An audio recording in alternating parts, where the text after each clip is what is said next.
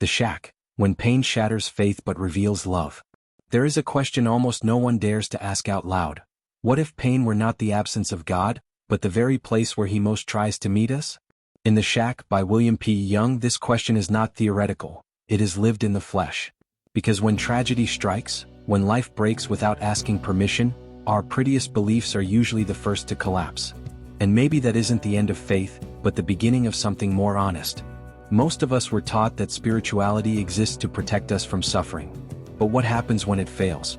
When you pray and nothing changes? When silence answers louder than any promise? A philosophical analysis of The Shack begins exactly there, at the point where childish faith no longer holds, and the adult soul must choose between hardening or going deeper. It is uncomfortable, provocative, and deeply liberating. This book was not written to explain God.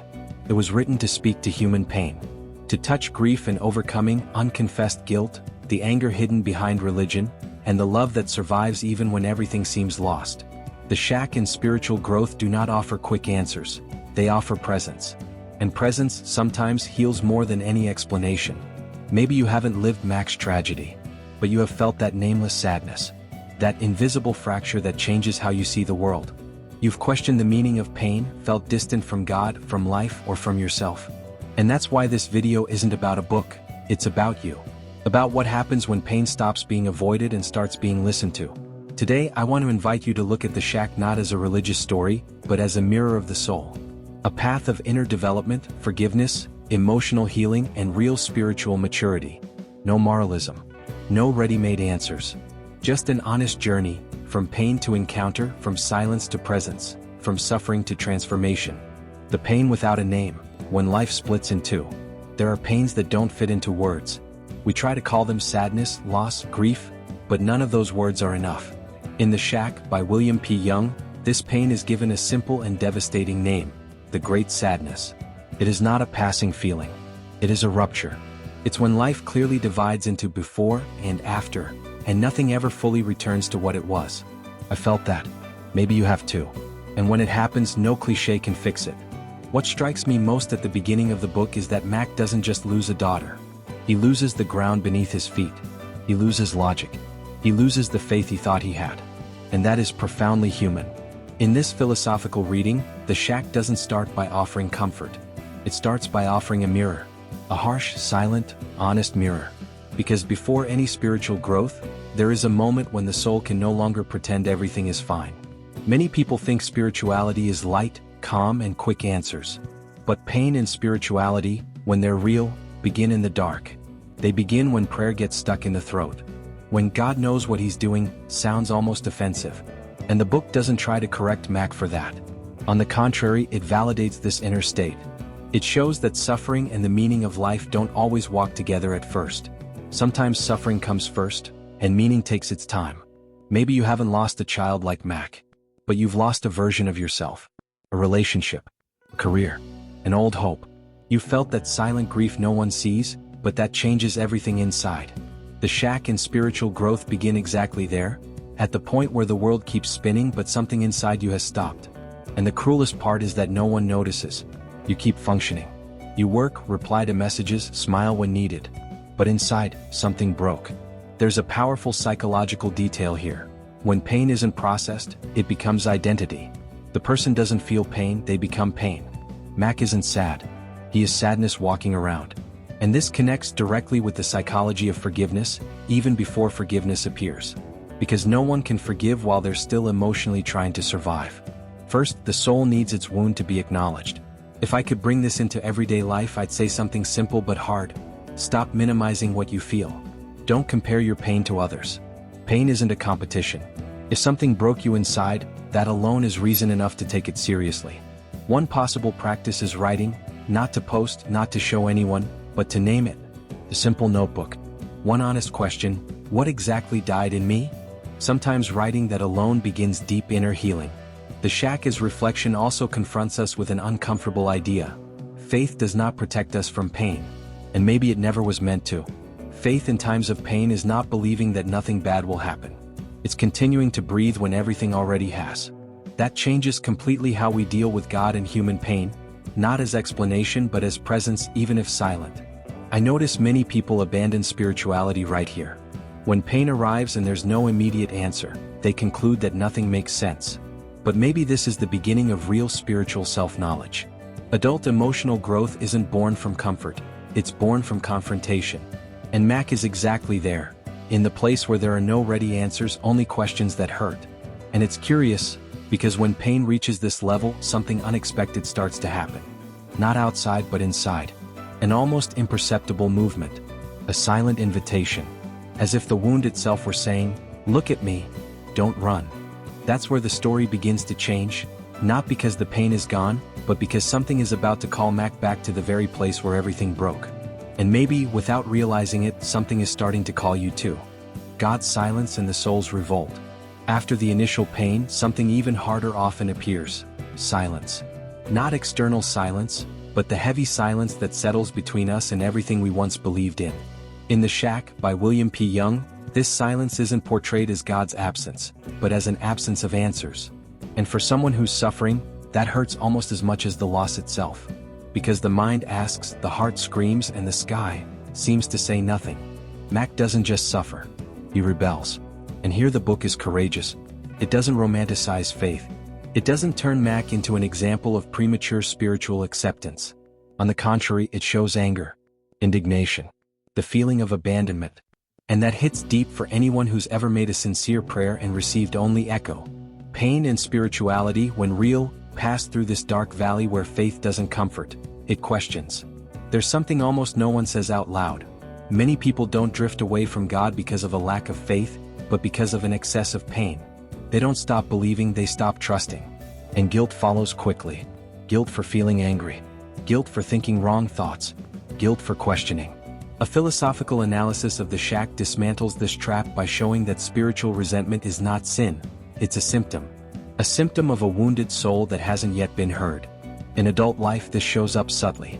People keep attending spiritual spaces, reading books, repeating beautiful phrases, but inside there's distance, emotional coldness, a sense of whatever. That isn't spiritual maturity, it's anesthesia. And the book makes it clear, even symbolically, repressed feelings don't disappear, they become invisible barriers. Between you and God, between you and others, between you and yourself. I like to think of Mack as representing all of us when we say, "I'm fine," while inside we're deeply hurt by life. The Shack and personal development invite us to look at this contradiction without moralism. Spirituality without rigid religion at this point means allowing yourself to feel what is ugly, confusing, and contradictory. Because healing doesn't begin when you feel what's right, it begins when you stop lying about what you feel. A simple but powerful exercise inspired by this part of the book is to write a letter that will never be sent. Not to an idealized God, but to the idea of God you carry. Say everything. Complain.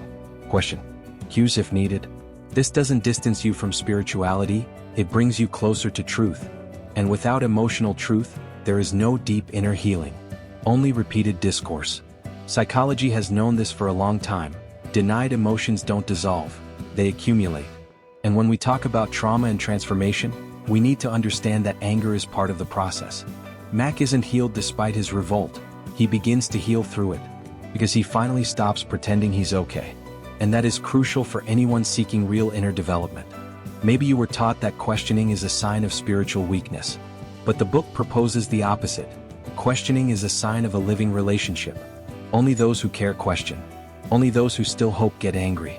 Indifference, that is the true distance. The Shack and spiritual growth remind us that God isn't offended by honest questions.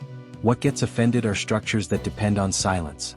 And when this revolt is finally acknowledged, something curious begins to happen.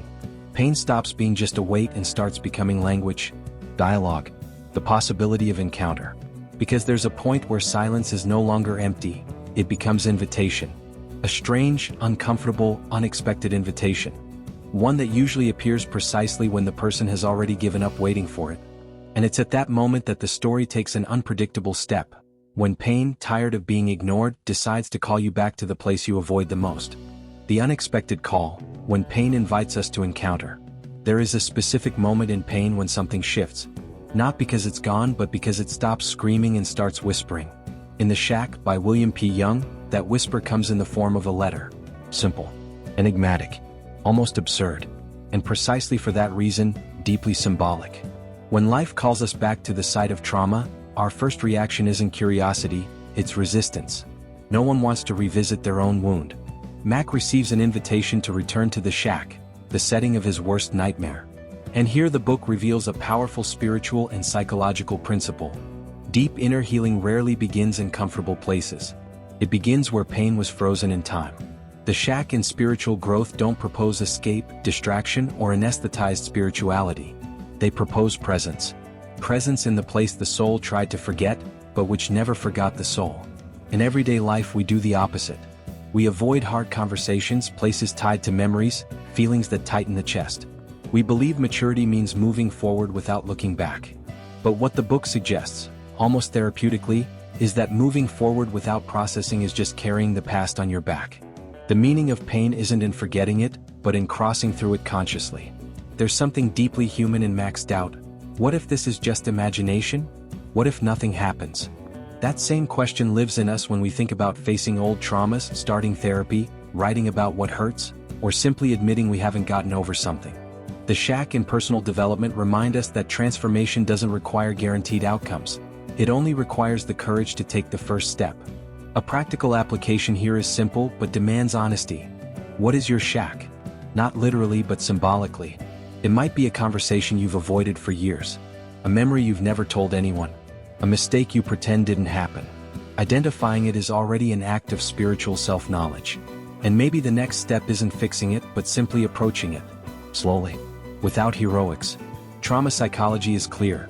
We avoid what hurt us because the brain associates memory with danger. But avoidance doesn't heal, it only postpones.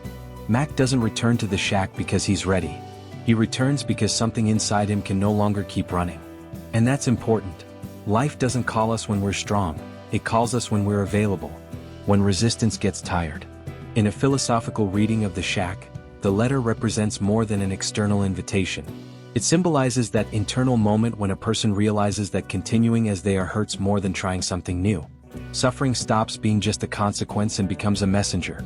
Suffering and the meaning of life begin to touch at this delicate point. I've seen this happen many times. People only begin a real process of transformation when they realize autopilot no longer numbs them. Distractions fail. Silence weighs heavy. And curiously, that's when an invitation appears. Sometimes as a book, an unexpected conversation, a video stumbled upon by chance. Nothing magical, just timely. Mack's return to the shack also teaches something essential about spirituality without rigid religion. It's not about following rules but responding to inner calls. It's not about being strong but about being honest. Adult faith doesn't eliminate doubt, it walks with it. And that completely changes how we face God and human pain. When Mack decides to go, even without understanding, something has already started moving. Not outside but inside. Because simply saying, "I will look at this," already breaks a cycle. Trauma and transformation meet exactly there, when a person admits that running is no longer working. And it's in this return and crossing fear that something surprising happens. Because when Mack arrives at the shack, he doesn't find what he expects. He finds something that dismantles every image he carried. Something that will force him to rethink everything he thought he knew about God, love, and pain. God outside the box, breaking the image that imprisons us. When Mack arrives at the shack, something happens even before a word is spoken. The image of God he carried begins to collapse. And that is deeply unsettling. Because for many people, losing a belief hurts almost as much as losing someone. In The Shack, by WilliamPYoung, God doesn't appear as judge, nor as a distant entity, nor as a ready-made answer. He appears as presence. And that simple shift dismantles inner structures built over a lifetime. In this philosophical analysis, The Shack touches a sensitive point. Many of our spiritual wounds don't come from God, but from the image we created of Him. An image based on fear, punishment, merit, and control. When that image breaks, a void appears, and the void is scary. Because now there are no clear rules, no emotional bargaining. Just relationship. Just encounter. Just truth. The book presents the Trinity not as hierarchy, but as living relationship. That is profoundly symbolic. It means the foundation of the universe is not power, but connection. Not control, but love in motion. For those raised in guilt-based spirituality, this can feel almost dangerous. But it's also liberating. Because for the first time, a person realizes they don't need to hide to be accepted. In everyday life, this translates very practically. How many times have you tried to be better, to deserve love? How often have you felt you needed to improve spiritually before approaching God? The Shack in Spiritual Growth dismantle this logic. They propose that love isn't a reward, it's the starting point. And that changes everything, including how we treat ourselves. There's a huge psychological impact here. When the authority figure stops being punitive, the internal courtroom loses power. Guilt loosens its grip. The psychology of forgiveness begins even before forgiveness itself, because the person stops seeing themselves as the defendant. Mack isn't interrogated, he's welcomed. And that creates inner space where deep healing can finally occur. A practical application of this chapter is to observe how you relate to mistakes, yours and others. Do you react with immediate punishment or with compassionate curiosity? A simple exercise is replacing the question, "Who's wrong?" with "What's wounded here?" That shift changes conversations, relationships, and especially how you treat yourself in failure. The Shack in Personal Development also invite us to rethink authority. If God doesn't control, why do we insist on controlling everything? People, outcomes, emotions, futures. Excessive control usually comes from fear, not love. And love that controls doesn't sustain, it suffocates. The book begins planting this idea here, subtly but deeply. For many viewers, this is the most uncomfortable part of the video, because it messes with old beliefs, memorized phrases, images that once provided security. But adult emotional growth requires revision. It requires the courage to say, maybe I learned this wrong. And that's not spiritual weakness, it's maturity. I see this moment as a quiet rebirth. No fireworks, just deconstruction. And deconstruction hurts. But it also frees space. Space for a God who doesn't need defending. Space for spirituality without rigid religion. Space for a faith that doesn't demand perfection to exist. And it's precisely in this new space, without fear or judgment, that something begins to emerge more clearly. Because when the external image changes, something internal reveals itself. And what usually appears is an old weight that's been carried in silence for a long time. A weight called guilt. Guilt, judgment, and the invisible weight we carry. There is a kind of pain that makes no noise. It doesn't show up as constant tears or emotional outbursts. It settles in as a permanent background of self-criticism. In The Shack by WilliamPYoung, this pain appears as Mack's silent guilt. A guilt that doesn't need to be spoken because he repeats it every day inside himself. And maybe this is one of the deepest forms of human suffering. Judgment that never takes a day off. In this philosophical reading, The Shack reveals something many high-functioning adults carry without realizing it. A constantly active internal courtroom. A harsh judge, a relentless prosecutor, and an exhausted defendant, all inside the same mind. Mack silently asks himself, if I had been a better father, would this have happened? That question is a slow poison. Because it doesn't seek answers, it seeks punishment. Psychologically, prolonged guilt creates the illusion of retrospective control. The person believes that if they had done something differently, the outcome would have changed. It feels rational, but it's emotional. It's a desperate attempt to impose meaning on chaos. The problem is that, in doing so, the person condemns themselves indefinitely. Suffering stops being grief and becomes a sentence. In daily life, this shows up in very common ways. People who overwork, who don't allow themselves to make mistakes, who live trying to compensate for something they no longer even know what it is. The Shack in Personal Development invite us to ask, how many choices you make today are attempts to pay an emotional debt from the past? Working too much, pleasing too much, controlling too much. These can all be guilt disguised as responsibility. A practical exercise here is to identify the phrase you repeat most often internally when something goes wrong. I should have known. It was my fault. I always mess things up. These aren't facts, they're sentences. And no transformation happens while a person believes they deserve to suffer. Deep inner healing begins when guilt is questioned, not obeyed. The book touches a key point in the psychology of forgiveness. Forgiveness is impossible without healthy internal justice. And healthy justice is not eternal punishment, it's discernment. It's recognizing human limits. Mack begins to realize he's being judged by a system that will never acquit him. Because that system doesn't seek truth, it seeks punishment. There's also a strong spiritual dimension here. The image of a punitive God feeds this internal courtroom. When a person believes love is conditional, they live trying to earn it. The Shack in Spiritual Growth break that cycle by showing that guilt doesn't bring anyone closer to God, it only distances the person from themselves. A simple but profound practice is to write an alternative narrative of the event that generates guilt. Not to deny pain, but to include context, limitations, and what you didn't know at the time. Speak to yourself the way you would to someone you love. It seems small, but it shifts the inner axis. Trauma and transformation begin when internal language changes. I see many people stuck at this stage trying to evolve spiritually without first lightening this invisible weight.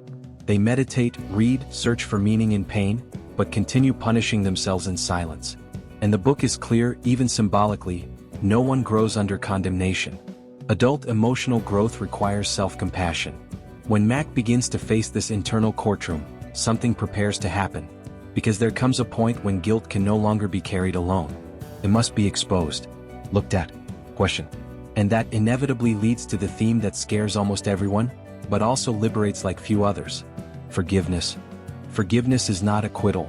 It is inner liberation. There is a word many people avoid because it was poorly taught: forgiveness. In The Shack, by WilliamPYoung, forgiveness does not appear as a lofty moral act or a spiritual requirement. It appears as an inner necessity, as a survival movement of the soul. And that changes everything.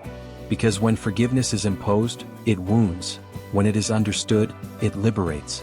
In this philosophical analysis, The Shack dismantles the greatest confusion we carry: believing that forgiving means saying what happened was acceptable. It doesn't. Forgiveness does not absolve the aggressor.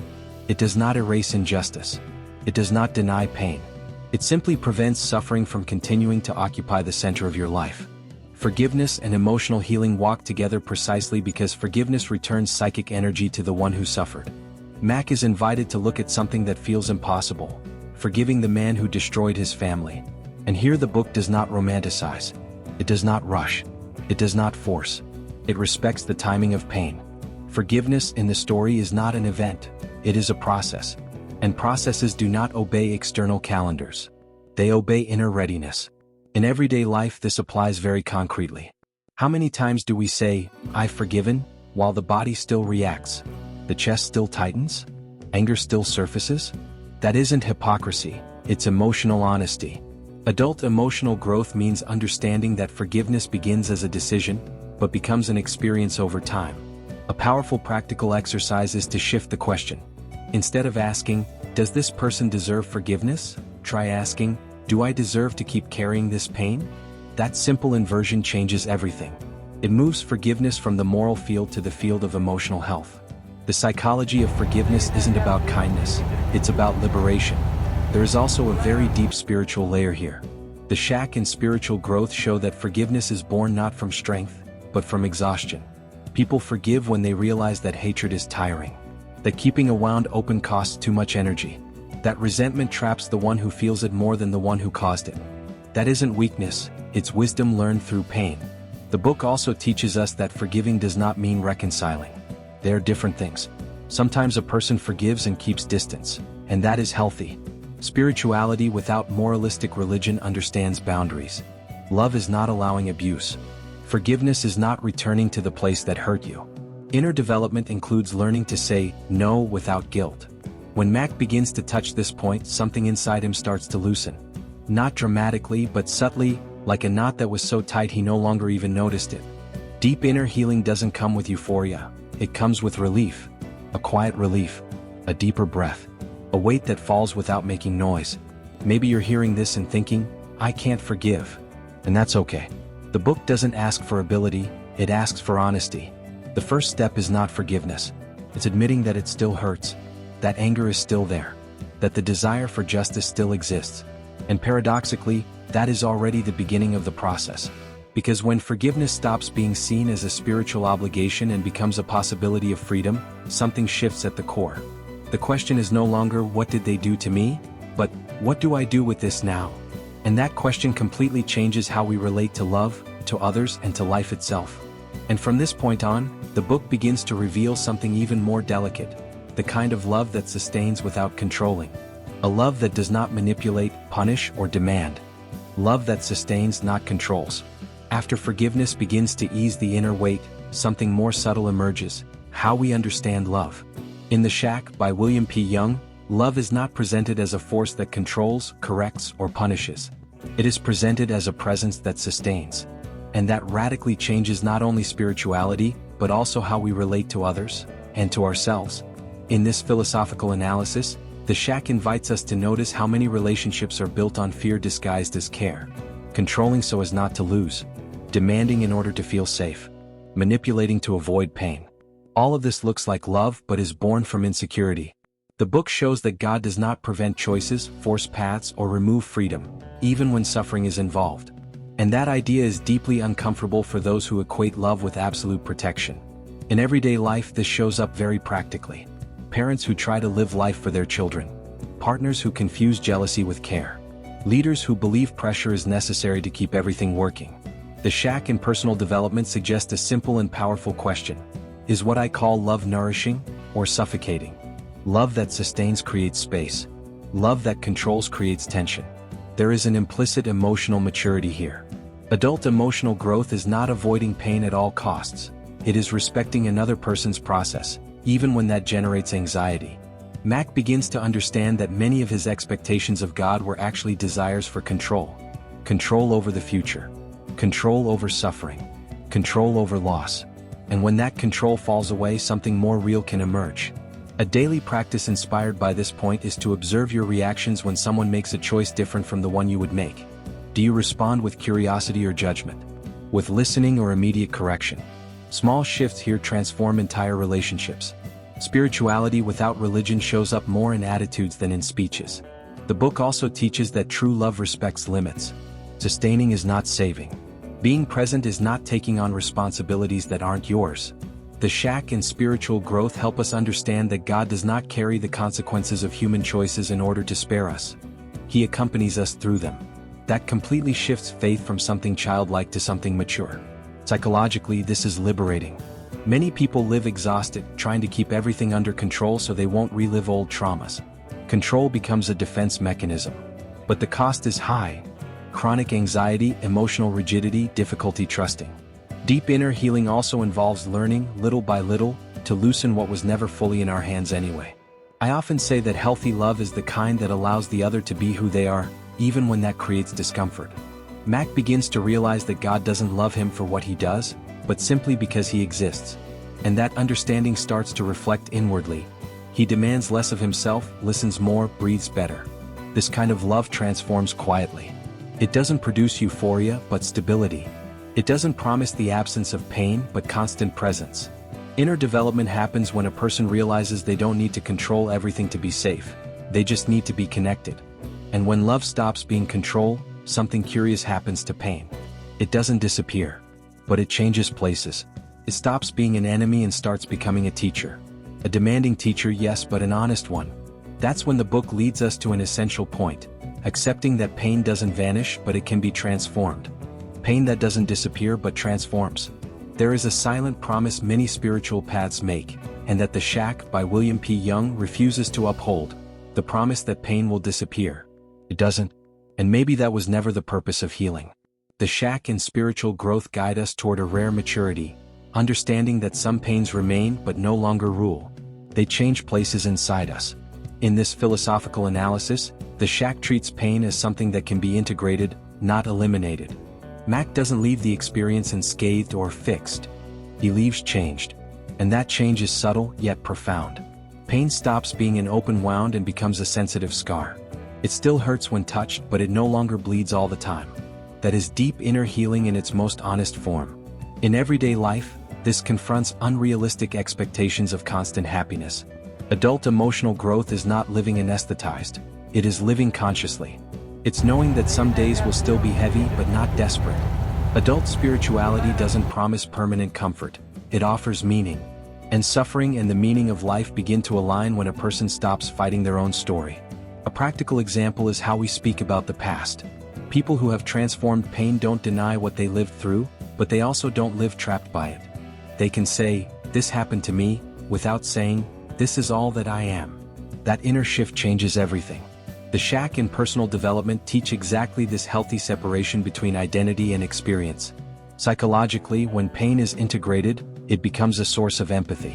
Wounded people who process their pain become more human, more patient, more profound, not out of moral virtue but lived experience.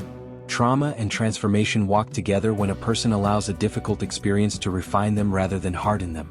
A simple practice here is to notice how you react when pain reappears. Do you panic as if you're regressing? Or can you recognize, this is part of the process? Learning not to be frightened by emotional relapses is a sign of spiritual maturity. Pain returns, but you are no longer the same person you were when it first appeared. The book also teaches something essential about time. Healing is not linear. It's not a straight upward line. It's a spiral. Sometimes it feels like we're in the same place, but we're at a different level of awareness. The shack as reflection invites us to respect that rhythm, without haste and without guilt. There's also an important change in how Mack relates to God. No longer seeking explanations but presence. No longer answers about the past but support in the present. God and human pain stop being opposites and begin to coexist. This doesn't solve life's mystery, but it makes the mystery livable. When pain transforms, it stops being an obstacle and becomes language. A language that connects, humanizes, and builds bridges. People who have gone through this tend to listen more, judge less, and speak with greater care. Inner development shows itself in the details of daily life. And it's precisely because of this quiet transformation that the inevitable moment arrives. Returning to the world.